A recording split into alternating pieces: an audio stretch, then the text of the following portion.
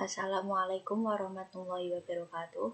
Perkenalkan, saya Amalia Lailatus Adah dari kelompok 6 akan mempresentasikan tentang peradaban Islam pada masa dinasti Bani Umayyah. Sejarah pendirian dinasti Bani Umayyah dilatar belakangi oleh 1. Pemerintahan Ali melemah. Masa pemerintahan terakhir Ali bin Abi Thalib terdapat perpecahan yang menyebabkan kaum muslimin terbagi menjadi 3 kaum, Syiah, Muawiyah, dan Khawarij, sehingga menyebabkan kedudukan Ali semakin lemah dan kedudukan Muawiyah yang semakin kuat di mata kaum muslimin.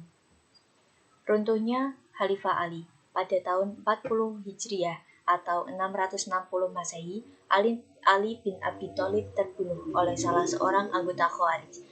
Setelah Ali bin Abi Thalib meninggal, kekhalifahan dipegang oleh anaknya yang bernama Hasan. Namun, penduduk Kufah kurang mendukung Khalifah Hasan sehingga seperti halnya pada ayahnya, melemahnya kedudukan Hasan menyebabkan kedudukan Muawiyah semakin kuat karena banyaknya dukungan dari masyarakat. 3. Pergantian kepemimpinan. Karena kurangnya dukungan masyarakat pada Khalifah Hasan membuat perjanjian damai dengan Muawiyah agar tidak terjadi pertumpahan darah yang sia-sia. Perjanjian tersebut dapat mempersatukan umat Islam dalam satu kepemimpinan politik, yakni di bawah kepemimpinan Muawiyah bin Abu Sufyan. 4. Masa kekhalifahan Muawiyah. Dinasti Bani Umayyah merupakan pemerintah kaum muslimin yang berkembang setelah masa Khulafaur Rasyidin yang dimulai pada tahun 40 Hijriah atau 660 Masehi. Keberhasilan Muawiyah mendirikan dinasti Umayyah bukan hanya kemenangan diplomasi dalam perang Siffin dan terbunuhnya Ali bin Abi Thalib, melainkan sejak semula Muawiyah memiliki basis rasional yang solid sebagai landasan membangun masa depan. Selain itu, ia mendapat dukungan yang kuat dari Suriah dan keluarga Bani Umayyah. Ia merupakan seorang administrator yang sangat bijaksana dalam menempatkan para pejabatnya, serta memiliki kemampuan yang menonjol sebagai negarawan sejati. Pemerintahan Bani Umayyah. Ibu kota dipindahkan dari Kufah ke Damaskus. Berubahnya sistem pemerintahan demokrasi menuju ke sistem monarki atau kerajaan turun-temurun. Khalifah yang terkenal fanatik kearabannya. Kehidupan keluarga Muawiyah yang bergelimang harta dan terisolasi dari masyarakat. Organisasi pemerintahan Bani Umayyah. 1. An-Nidomusyasi, yaitu organisasi politik. An-Nidomul Idari, yaitu organisasi tata usaha negara. An-Nidomul Herbi, yaitu organisasi pertahanan. An-Nidomul Mali, organisasi keuangan. An-Nidomul Qodai, yaitu organisasi kehakiman. Ada pula bidang-bidang ilmu pengetahuan yang tumbuh pada masa Bani Umayyah, yakni ilmu tafsir, ilmu hadis, ilmu qiraat, ilmu nahwu, ilmu tarikh, dan ilmu geografi. Perkenalkan, saya Nadia Ariela Arfiansari akan melanjutkan penjelasan dari teman saya Amalia Lailatus Saadah. Yang selanjutnya yaitu adapun keberhasilan para pemimpin pada masa Bani Umayyah. Yang pertama, pada masa Muawiyah bin Abi Sufyan, yaitu membentuk departemen dan duta yang belum dibentuk oleh khalifah sebelumnya. Fungsi dari departemen ini adalah menyiapkan beberapa sahabat utama untuk diutus ke berbagai wilayah di dunia dalam rangka memperkenalkan Islam ke penjuru dunia. Yang kedua, membeli beberapa profesional administrasi, keuangan, dan tata usaha dari daerah Bizantium dan dipekerjakan dalam pemerintahan Bani Umayyah. Yang ketiga, memperluas kekuasaan atau mengembangkan wilayah di 3 daerah yang sangat subur dan strategis, yaitu Afrika Utara, India, dan Bizantium. Yang kedua, pada masa Marwan bin Hakam, yang menertibkan alat-alat takaran dan timbangan. Kedua, pertama kali menciptakan mata uang sebagai alat jual beli. Yang ketiga, memberantas para pemberontak dengan cara yang keras dan tegas. Yang ketiga, pada masa Walid bin Abdul Malik, usaha yang dilakukan yaitu yang pertama, memenuhi permintaan bantuan dari pemerintahan Gothia dengan mengirim 12.000 pasukan Islam yang dipimpin oleh Tariq bin Ziyad, dan misi Islam tersebut berhasil.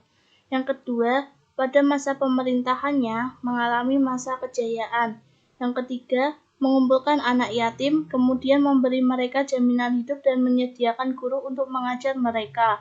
Yang keempat, menyediakan pelayanan khusus yang diberi gaji untuk orang cacat.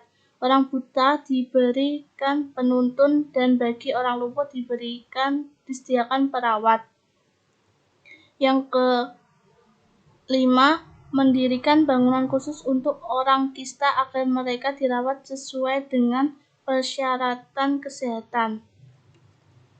Yang keempat, pada masa Umar bin Abdul Aziz, usaha yang dilakukan yaitu melakukan pembersihan di kalangan keluarga Bani Umayyah. Tanah-tanah atau harta lain yang pernah diberikan kepada orang tertentu dimasukkannya ke dalam Baitul Mal.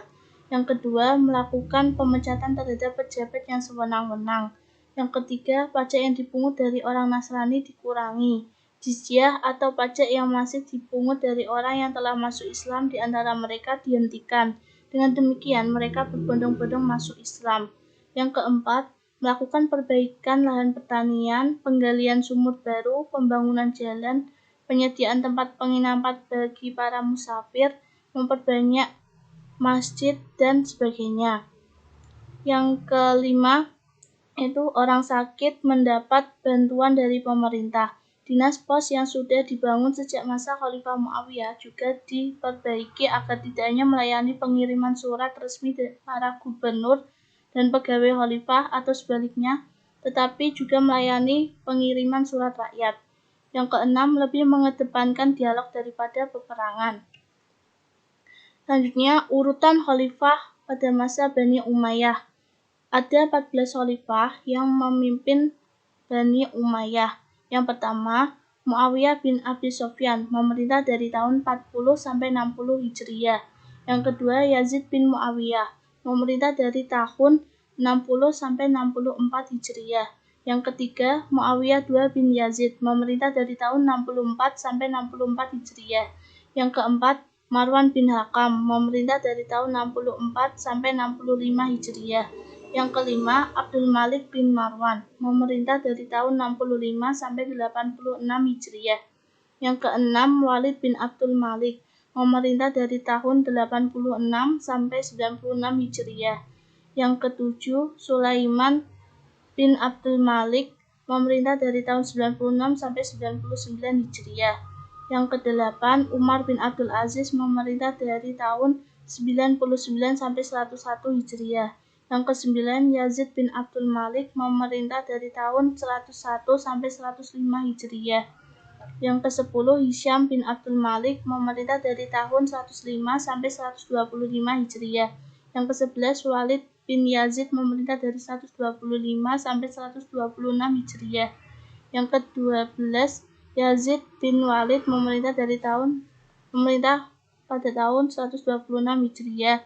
Yang ke-13, Ibrahim bin Walid, memerintah pada tahun 126 Hijriah. Yang ke-14, Marwan bin Muhammad, memerintah dari tahun 127 sampai 132 Hijriah. Selanjutnya yaitu kemunduran Bani Umayyah.